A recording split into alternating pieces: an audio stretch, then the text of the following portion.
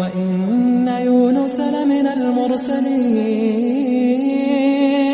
إذ أبق إلى الفلك المشحون فساهم فكان من المدحضين فالتقمه الحوت وهو مليم فلولا أنه كان من المسبحين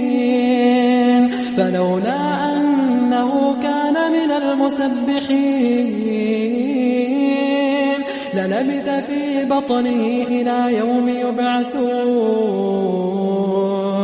فنبذناه بالعراء وهو سقيم وأنبتنا عليه شجرة من يقطين وأرسلناه إلى 100,000 أو يزيدون